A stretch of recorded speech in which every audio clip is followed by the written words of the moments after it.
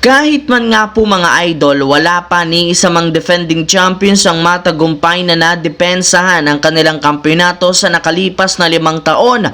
Malaki ang posibilidad na maputol ito ng Boston gamit ang kanilang napakagandang lineup. Kumpara sa mga naunang kupunan na nagkampiyon, wala rin naman nga masyadong nagbago sa Celtics at wala rin naman ditong nangyaring drama. Kaya hindi na nga nakapagtataka kung bakit napakalaki ng tiwala ng ESPN sa Boston na sila ang magkakampiyon muli.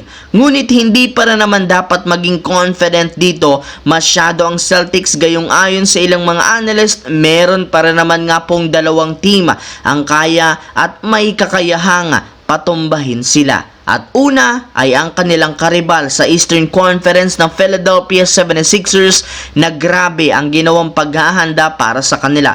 Sa katunayan, lahat ng ginawang pagbabago ay kinuha ng player na maituturing na counter sa kasalukuyang lineup ng Celtics. Maliban sa kanila, isa rin naman ang Denver Nuggets matapos aminin ni Jason Tatum na sigurado nga pong mahihirapan silang manalo kapag nakatapat si Nikola Jokic sa finals. Samantala, kinumpirma nga po ni LeBron James na sinimulan na nga talaga ng Los Angeles Lakers ngayong linggo ang kanilang practice para paghandaan ng training camp. At dito sa unang pagkakataon nakasama at nakalaban niya sa loob ng court ang kanyang anak bilang isang professional. Inamin nga nito sa harap ng media na may ilang pagkakataon nga sa kanilang practice na nawawala siya sa focus. Hindi rin naman siya sanay na nawawala ang kanyang focus sa tuwing nasa loob siya ng court. Sadyang nadadala pa rin niya ito since hindi pa rin naman siya makapaniwala na kasama niya na ang kanyang anak.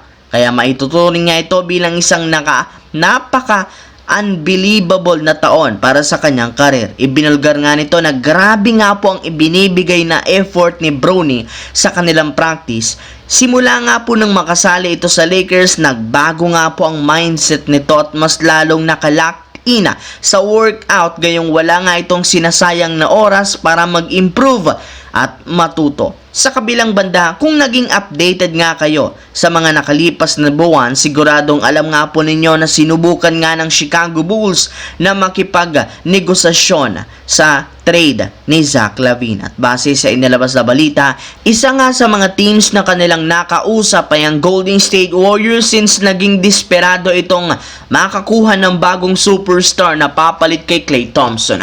Ayon nga po kay Chris Haynes, bagamat hindi natuloy ang ginawang negosasyon ng Warriors at Bulls, hindi pa rin naman sarado ang pintuan para ipagpatuloy ito sa trade deadline. Sa katunayan, meron na nga pong inilabas na proposal ang Bleacher Report para matuloy lamang ito at kailangan nga pong i-offer ng Golden State Warriors sina Kevon Looney, Andrew Wiggins, Gary Payton II at 2 future second round pick upang makuha si Zach LaVine mula sa Chicago Bulls. So yun lamang mga idol ang ating bagong video na ating pinag-usapan ngayon dito. Once again, this is your J-Zone TV. Huwag kalimutang mag-like, mag-subscribe, pindutin ang notification bell sa akin channel para lagi kayo maging updated sa mga videos na pinapalabas ko. Isang malaking shoutout sa lahat mga idol. Maraming salamat po.